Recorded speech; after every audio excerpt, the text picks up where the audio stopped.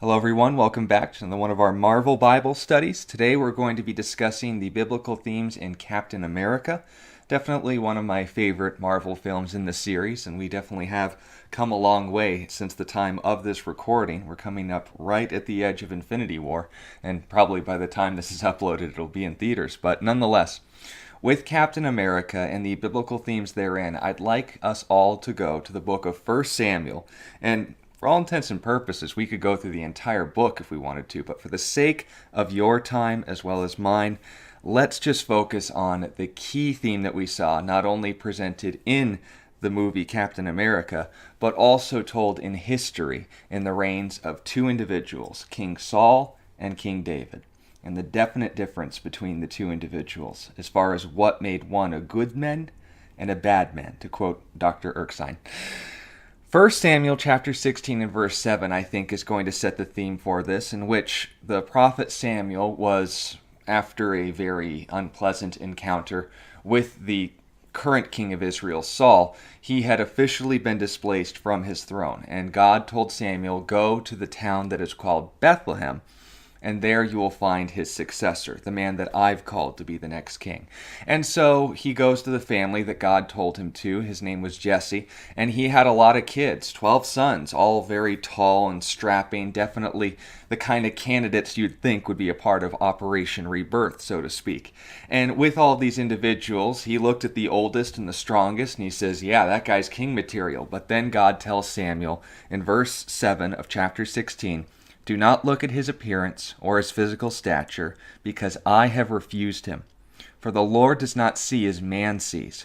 For man looks at the outward appearance, but the Lord looks at the heart." Now, this passage is speaking of when this opportunity for the next king of Israel to be crowned was taking place in Israel's history. And interestingly enough, with this standard in mind, not only did Samuel anoint the next king of Israel, it was King David, who, by the way, was very short, very skinny, mild skin, red, ruddy hair. He was good looking, but nonetheless not very impressive. Definitely Steve Rogers at the beginning of the movie. And yet this man went on to be Israel's greatest king, as opposed to Saul, who was Israel's first king, and not anywhere close to what you would describe as that. He was a very poor leader.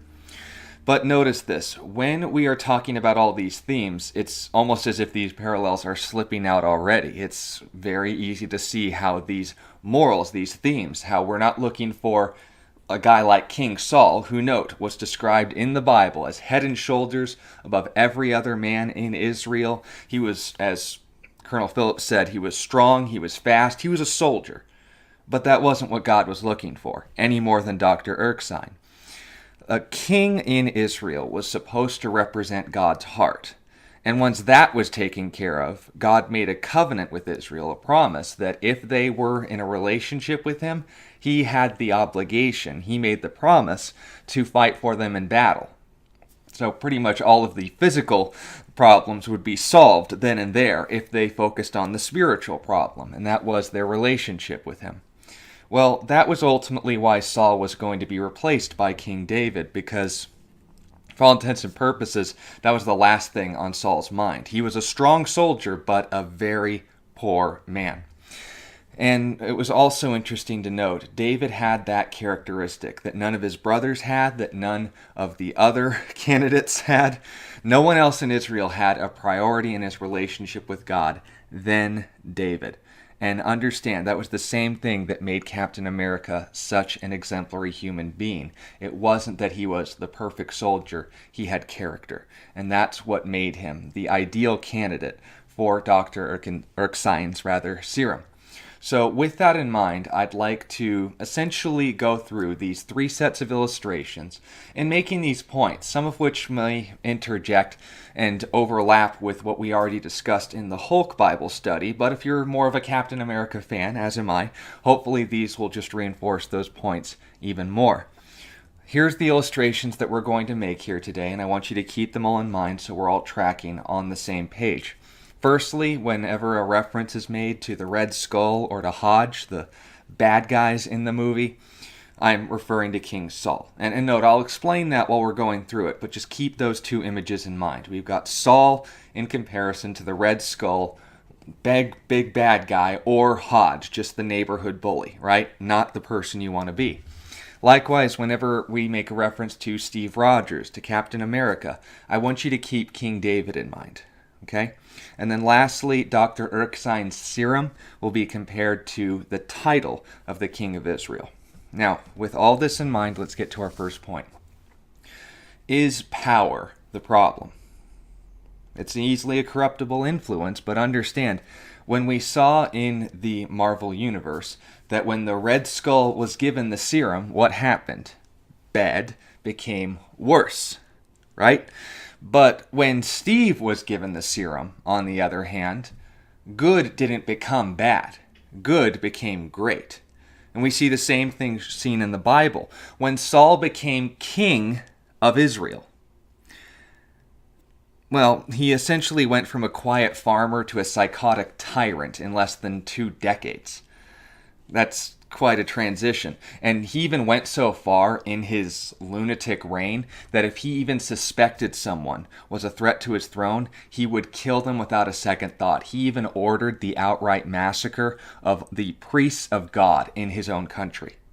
Now that's, note, a big deal. You're a country that's founded by the God of Israel, and you start murdering his priests because they're after my throne. They're helping a guy that I suspect. Note, I don't have reason to, but I suspect that he's trying to dethrone me. Yeah, what lovely human being.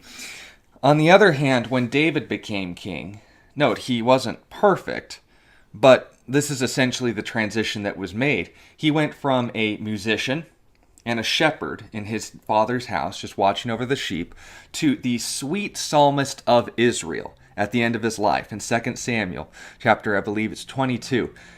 As well as Israel's greatest king, in which even the Orthodox Jews would acknowledge today was the case. So note this, the kind of man who was able to take care of dumb animals, when he was given the opportunity to express that with the power of a king, his heart didn't change. Just the opportunity to express it became more expansive. And so, in the same way that groups of people can oftentimes behave like dumb animals, David didn't have to make too many adjustments. He's just like, okay, we're just keeping these sheep in their stalls. That's good. And that's ultimately what made him such a great king. He was called the Shepherd King. He cared for those who couldn't take care of themselves. And likewise, his desire to just simply worship God, when he was given more power to do so, he was responsible for writing over 70 of the Psalms that we read in the book of Psalms today. And he wrote far more. But those are the ones that were directly inspired by the Holy Spirit and recognized and tested as such. But catch the conclusion we can make from this. Is power the problem? No, power doesn't change who you are. It proves it. So, Johann Schmidt, what did the serum prove that he was? A bad man, a Nazi, right? But once he was given the serum, that bad became far worse. He became his own supervillain, right? And on the other hand, Steve Rogers, good didn't become bad. Good became great. He went from Steve, willing to stand up for a bully for the sake of the honor of soldiers giving their lives overseas, to the kind of man who would stand up and save the lives of thousands of soldiers that he had never even met, with the exception of one, only for the reason that it was the right thing to do. It proved the kind of man that he was. Now understand as well, if power's not the problem, then is it your upbringing? Is it where you're from? Is that the problem? If you're born in the wrong country, does that just mean that you'll become an evil person? Well, if you look at Johann Schmidt as the only example of a villain, maybe, because where did that guy grow up? Nazi Germany. But on the other hand, Hodge, the bully, right? We made special terms to define that before we began the study. Hodge was from the United States, the same as Steve Rogers. And what happened? Well, they became two entirely different people, right? He was disqualified and not chosen for the serum for the same reason that Dr. Atkins refused to give the serum to Schmidt in the first place. He's a bully. On the other hand, when we look at the Bible, And we look at David and Saul, we even have to make a direct comparison. They were both from Israel, God's country. They were both taught by the same priests. And yet when they ultimately reached the end of their lives, they were two entirely different people.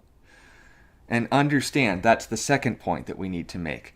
Location doesn't determine who you are, choices do.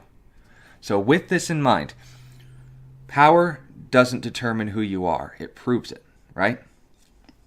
Or it doesn't change, rather, who you are. Second point, location doesn't determine who you are. Choices do. So we're talking about who you are, the choices that you make. What's the key in all of these things?